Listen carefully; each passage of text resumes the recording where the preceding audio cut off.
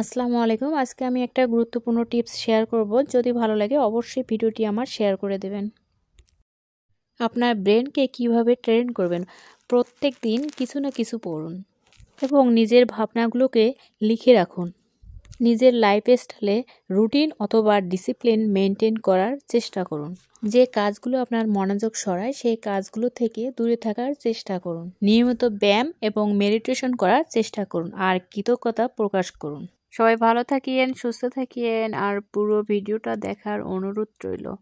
আল্লাহ হাফেজ।